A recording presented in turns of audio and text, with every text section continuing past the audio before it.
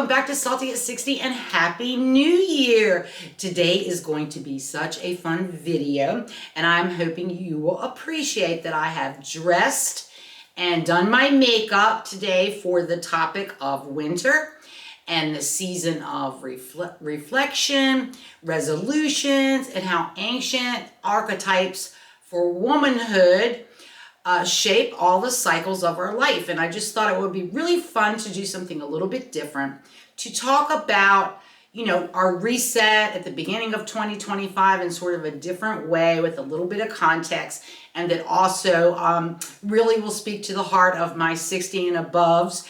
And also, if you are a younger woman and you are watching this, there are a lot of good nuggets in this particular video for you, things for you to also be thinking about, particularly if you are a woman who is getting into her late 30s, moving into your 40s, and things are beginning to change a little bit for you, and maybe you're just a little bit curious about what's happening, in the world of the over 60 woman. Stick around and let's have some fun.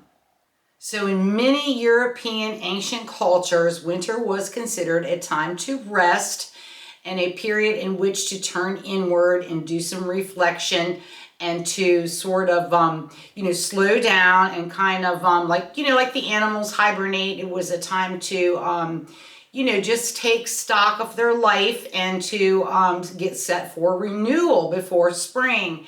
And I too think that we can benefit from this process as well. It's one of the reasons why I'm not somebody who immediately sets a New Year resolution. For me, I'm so busy during the holidays, preparing for the holidays, doing things, going to events, and, working, of course, so that I want to enjoy my holiday. I don't really want to be reflecting at that time about what I want to do for the new year, or what my resolutions may be, or, just taking that long look at my life, or that needed look at our life.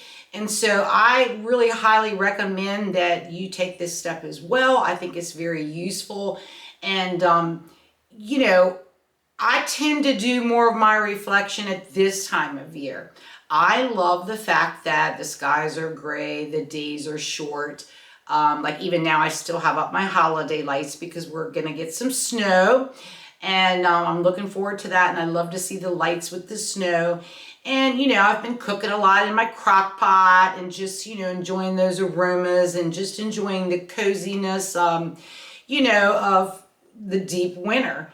So let's start with that, as a great place to think about, what we want to accomplish for this year and how that ties into my next subject. All right, in the ancient European civilizations, particularly the Nordic countries, they also embraced the concept of the goddess and the feminine in three mythological archetypes of the maiden, the mother, and the crone. And whether we like it or not, if you're 60 and above, you are definitely in that crone phase. It's a hard word to take, but that's just what they called it.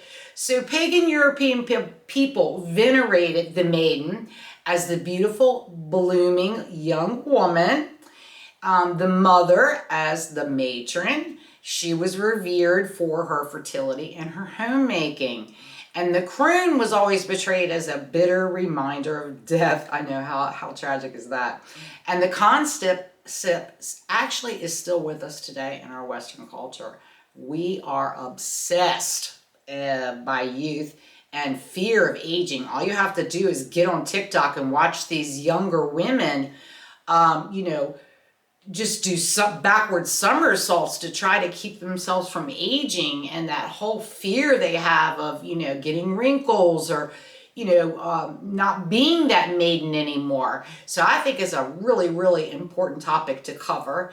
And, I think that if you are a younger woman and you are watching this, I want to tell you there's lots of hope. Your life is not over. You do not become a crone. And today's culture is changing. There's a lot of anti-aging stuff still around. However, there is age positivity movements that are happening. And so I am completely obsessed by Viking culture. And I loved the History Channel series that I believe that ran from 2013 to 2020. And one of the major characters in there was Lagertha. She was a young Viking. She starts out in the series as a young Viking maiden, and then we see her near the end of the series as playing the Viking Crone. And it is just a fabulous, fabulous series. If you've never watched it, I always feel like, hey, if I ever get my DNA typed, I just hope that it comes back with some Nordic blood in it, because I even have a funny story about that. I mean, I love everything about winter. I'm one of those rare people that just, I enjoy the snow, I enjoy the solitude, I enjoy the beauty of winter. I enjoy all four seasons, and I don't know, for whatever reason, winter has always spoken to me. And, I have mentioned before in other videos that I am 5'10". And so when I grew up, there wasn't really that many tall girls. And it's funny because I would have slurs thrown at me that would say things like, oh, you big Viking. And I always took that to heart. I was like, I actually wouldn't mind being a Viking. And then, over the years, as I would read more about, that Nordic culture and the Vikings and the warrior princesses, and I was like, yeah, I want to be a Viking. So hopefully if my DNA ever comes back, I'll have a little bit of that Nordic blood in it. But anyway, Catherine, what is her name? Catherine Winnick plays the beautiful Lagertha, and she just embodies, so many traits of womanhood, and the 3 cycles in that movie. She embodied every single archetype in it. She fell in love, and I just fell in love with her, like, bravery, her tenacity, even her fierce love of her own Viking warrior, Ragnar Lothbrok. Lagertha is such an amazing character, and I think that there's so much as women we can learn from her. And so today we're going to talk about her. We're going to talk about aging. We're going to talk about that Crone phase of life. And we're also going to talk about how we can write that next chapter for 2025 and beyond for our life for 60 and above, and how we can embrace that Crone phase and how we can just rock it. So let's get into it. So as I was thinking about this Crone phase and how we maybe can recalibrate our life so that we can have a more fulfilling and satisfying life, it became very crystal clear to me that the first thing we need to do is we have got to lift the fog that has rolled into our lives. You can't be 60 and above without having had a lot of fog roll into your life. And I think that it's very important that we take this time to reflect on some of those issues before we can even begin to see the beautiful and sunny uplands that are ahead of us. So I basically chose 3 umbrellas, 3 categories of areas for us to reflect on so that we can live a more satisfying life, so that we can be more fulfilled in this last stage of our life. And we're going to talk about the first one, and at the very end, I am going to give you some hope for the future on how you can show up, write that next chapter for your life, put a little bit of salt back in your life with your families, your workplace, your job, wherever you're at and wherever you find yourself at, there is hope for you. So let's talk about number 1. Okay, number 1 is acknowledging loss. This may seem like so obvious, but some of us never take the time to contemplate that how in every phase of our life, the maiden, the mother, and the crone, we have beautiful and unique experiences, but we also experience loss. So some of the loss that we face, just as being in that Crone phase, is we have lost our youth. And that is an easier thing for some women to deal with rather than other women. And I'm not talking about just the superficial way that we appear on, the outsides of our bodies. Our youth encompasses much more than that. There's so many other things involved. There's a part of youth where you have that time, you have those dreams, you have certain things to do. Where at this phase of our life, we recognize that We may be limited by time. We may be limited by other things. We may be limited, you know, by just what we're able to accomplish in this last phase. Also, I think that we have to acknowledge the loss of our previous role. I think when you're in the maiden phase and you move into the mother phase, lots and lots of women struggle with that. They struggle with becoming a mother and becoming, you know, where everything isn't revolved around themselves, and it's, you know, their world has to revolve around others. And it is such an encompassing and energy sucking part of our life, and a so important and beautiful time in our life. But we often struggle with moving into that. And then when we are in that mother phase and we start to move into the crone phase, there is a mourning period for that as well. There are things that you lose in that phase. You know, if you've had children, they've grown up, they're gone, they're independent. You know, maybe your work world has changed. Maybe you were a homemaker, now you're not a homemaker. Maybe you were in the corporate world, now you're not in the corporate world. Maybe you are not even working anymore. Maybe you're retired. Maybe you've taken on a different role. So your roles are shifting and changing. And I think that we have to acknowledge that. We have to acknowledge that there's always a little bit of sadness, a little tinge of regret that we all have. That's normal. That's part of the normal human condition. But I think that, you know, we could be kinder to ourselves by at least acknowledging that. So then the other thing we need to acknowledge is our physical changes. You know, whether or not you have a particular issue is not really what I'm speaking of to here as far as a physical change. I'm talking more about the ones that have to do with aging.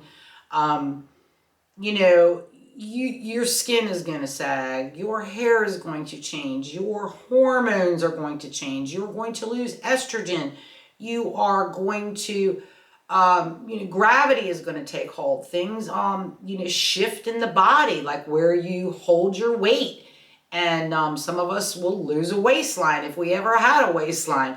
So these are physical changes that do affect, you know, our confidence, how we show up in the world, how we feel about ourselves. And so I think it's really important that we acknowledge that this has happened to us, but then, you know, take control of how we are going to deal with that moving forward. The other thing that is going to change for us is our energy levels. And I did separate this from our physical changes because I think as women, that's a completely separate issue. You know, I think back on the things that I used to accomplish in a week and a weekend, and just how I was always go, go, go, go, go, and how I had the energy to just do all sorts of things. And it was a very physical time in my life. And, you know, you're in that phase for so long that you begin to take that for granted. And then as you start to notice, and this is going to be different for different women at different ages. Some, you know, depending on when you go through menopause or perimenopause, you know, what kind of changes you have going on hormonally in the body, your energy levels are going to change. And the reason why I bring this up is it's very important that you don't beat yourself up for not being who you used to be anymore. It's okay to have energy level changes. And I know that this was something that I particularly struggled with because I would have always been a very active person, very much a doer. And when this began to happen to me, I was in my very late 50s, you know, pushing 60, really, when this happened to me, that, you know, get up and, you know, do what I've always done my whole life. You know, have a list of things to accomplish and what I'm going to do and errands. And of course that changed, you know, when my children were grown and gone and, you know, I was on my own. But, you know, I may have big projects that I was working on and lots of errands to run. And I would get about a quarter of the way through and I would just be like exhausted. I was just like, what is wrong with me? So don't berate yourself. You have physical changes going on in your body and you need to acknowledge that. And then you can make plans to, you know, deal with how you're going to do things and accomplish things going forward. But again, that is another loss that we just need to, you know, have that little talk with ourselves and say, yeah, things are not the same. Things aren't like they used to be. And how am I going to adjust to that? And then the final thing I wanted to talk about in this category of, you know, acknowledging our loss is people. People in relationships, you cannot be 16 and above without having, lost family, lost relationships. You may have had a spouse die. You may have gone through a divorce. You may have people that you are estranged from in your life. All of these things can affect, obviously how we're showing up in the world, how we feel about our life, and what our hope for the future is. So it's okay to acknowledge the pain and the loss that we feel in our life, but we just don't want to get lost in staying in a place where we are ruminating on that we are just overthinking that all the time, because it is a thief of joy. So that was why I thought that this particular category was important, that we acknowledge our loss first. Let's clear out that fog. Okay, my last big umbrella item to reflect on is accepting what you cannot change. Aging, circumstances, relationships, financial situations, health situations. These are all things that we cannot always control. But part of us maturing and growing in wisdom is that, recognizing that things that happen to us and things that happen to others, we don't always have control over. And, as powerful women, we like to think that we can control everything, that we can, manipulate circumstances or things, and that we can control everything. But the reality is that is not wise. It's not wise to think that. So I think that this is a really important issue. And, sorry, let me get my notes here, okay, so I broke this down to 3 different categories of things we cannot change. First off, you cannot change others. You cannot change how people think or how they act, how they respond to you, whether they want you in their life or not, whether they respect you or not. You can do things to protect your heart. You can do things to protect yourself. But you are not in control. You are not in charge of others. You are not responsible for their behavior and their thinking. And it's just counterproductive to try to do that and try to change others. And then the other thing that, we need to think about in this category is that we're not in charge of the outcome. We may have a plan. We may have been, on a path. It all fell apart. It didn't work out. Someone died. Someone left. Something bad happened. We can't control that outcome. What's done is done. Yesterday belongs in the past.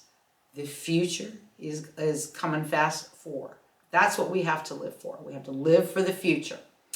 And then the last part of this is, I think we need to banish any wishful thinking we may have about all of these situations, about not being able to control others and circumstances, or, how people react to us, or how, the world may perceive us. We can not only, change that, but wishful thinking or manipulative behavior towards others is counterproductive, and it's going to hurt your happiness. So that was my number 3. 2. I'm lost here. Anyway, so let's go on to the next and final number 3 big umbrella. Okay, we all know you're crazy. So number 3 is take charge of your mind. As I've grown older, I recognize that life really is about how we react to it. I've always heard that. It just sounded like one of those sort of little pat sayings. I never really thought too deeply about it. But, as I've matured and grown in wisdom and I've changed, I've realized that we really do have to take charge of our mind and be mindful of what we're thinking, because it really does affect, our outlook on life, our happiness level, our satisfaction level. It's very important that we recognize when we're doing things such as, well, first up, comparison. Comparison is the thief of joy. Don't compare yourself to how other women are aging, or not even aging. Don't even compare your life to them, because, your circumstances, your life is completely unique to you. You are not like anybody else on this earth. Your experiences, what you've been through, all of the years that have added up to bring you here to this place, uniquely makes you you. So do not compare yourself to others or the outcome. You are a success. You are the best success at being you. You're not somebody else. So, the next part of that is you've got to banish the negative talk. How we talk to ourselves is really not very kind for the most part. And I catch myself doing this all the time. I walk by a mirror and I'm like, oh my God, I look so old, or oh my God, I look terrible today, or Lord, I look like I'm fat, or just whatever it is, or I go to do something and I'll call myself dumb, or these things matter. We have got to be kinder to ourselves. We have to take that thought that comes into our mind. A lot of times we think that is, just random, that we get these thoughts, but I don't think so. I think we live in a spiritual world. We have spiritual enemies, and that there is always going to be this negative talk, and it's not always coming from that place in our soul. So be mindful of that. Take charge of what you're thinking. Even the Bible tells us that as a man thinketh, so he is in his heart. So this is very important to, move forward and, live a more fulfilling life. And then the last part of this, taking charge of your mind, is you've got to banish bad thoughts, or let me back that up. You have to stop allowing others to define who you are, your character, who you are as a person, or to judge you, or to judge your dreams. Nobody else is living in your skin every day. Nobody has that right. I don't care how much you love them or how important they are to you. Don't allow others to, define who you are. This is your journey, and it's your life. And at this phase, in our Crone phase, we need to be mindful that we have earned every last bit of, the space that we occupy, and that others do not have the right to treat us poorly, or they can do what they want, but we don't have to put up with it. So don't let other people judge your dreams. They might think they're silly, or you're not capable, or you're too old, or whatever that may be. No, that's when you become that powerful crone, that wise crone, and you do not allow things like that to seep into your spirit, into your soul. Okay, so let's get to the conclusion. So here's the good news. We are not static creatures. We are always changing. And I know that probably as a younger woman, I thought, oh, my mom's just this way, or my grandmother's just this way. And you don't really think a lot about, mature women, what they may be thinking and what they may be feeling. But, we never stop changing, growing, and learning as long as we are breathing. And, each phase of womanhood, brings, new challenges, new changes, and, new prospects, to be quite honest with you. So, we need to take this time to just sort of, reflect on, what we want to do moving forward. So I've identified a few of those here for you. The first one is, who do you want to be going forward? You're not in the mother role anymore. You're not in the you're certainly not in the maiden role anymore. So, who do you want to be going forward? Do you want to be the wise woman? Do you want to be the smart woman? Do you just want to be engaged, to love others, whatever that looks like for you? That's where your focus needs to be. And then the second thing is you have to identify your priorities. So what is your priority? We always had, priorities that we had to do for different phases of our life.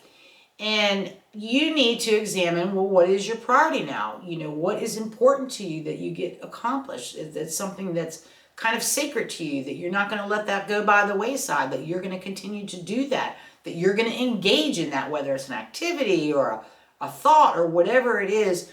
You know, figure out what your priorities are today or what you would like them to be going forward. And then let's think about what motivates you. What motivates you today? Not yesterday. What motivates you today? Many of us are motivated like when we're in the mother stage of, being a good mother, providing for our family, providing a good home, being a good homemaker, trying to shape and mold and build our children's characters. These are things that motivated us, and maybe just in the work world, you were very motivated by, you wanted to attain a particular career goal. You wanted to be the best at what you did, and it got you up in the morning and motivates you. But what gets you up in the morning today? What makes you happy today? Take some time to think about that. And then identify what is your current lifestyle. What does it look like? What do you do with your days? How do you live now that's so different than it used to be? And have you made plans for that? This is a style channel for the most part, but it is aimed at all these other issues that us Crones face. And one of those issues are, identifying a lifestyle that works for us. I work from home now, and so that affects, really so many things. It affects my schedule. It affects my social life. It affects my interactions with others. It affects what I wear. It affects, how I plan my day, how I become, self-discipline. There's so many things involved in that. So identify whatever your current lifestyle is and make plans for it. And finally, embrace new experiences and interest. Again, we're not static creatures. So if there's always things you were interested in, things you were thinking about it, now's the time to do that. All right, so hang on. So in this next and final section, I'm going to talk about all the hopeful, wonderful things that are taking place in the age positivity space. So let's talk about that. All right, first up is age positivity is happening. Yes, it is a real thing. I am seeing older women all over TikTok, Instagram, everywhere, YouTube. It is fantastic. The generation that came before us, my mother's generation, they sort of, not all of them, of course, I don't like to paint that broad of a brush, but, there was a certain way older women were expected to behave in society, and certain things set up, the way we were to dress, the way we were to behave, the way we were to, live out those final years of our life, and, not try to remain current, not try to be vibrant. That is all changing, and you have that to look forward to. The second thing I wanted to talk about is being seen and heard for older women is getting easier and easier and easier. And I think we have younger generations of women who are so hungry for for our wisdom and for our input in their life and for, the things that we can bring to their life. And so I think that, we are going to be seen and heard more than ever before. We have lived in a very, very polarized society and, the Western culture where, age is looked at as not very favorably. Okay, I'm running out of battery here, so the other thing I wanted to say that I think is a secret weapon you have is use your wisdom as your weapon and have an intrepid spirit. You have to be brave. We've all heard the saying of growing old isn't for sissies. Well, being a crone is not for a sissy. And I want to end this video by saying be grateful every day for every day that you have here on earth and for your future. And in the end, it truly is all about love. I hope you enjoyed today. I hope you enjoyed this video, and I'll see you on the next one.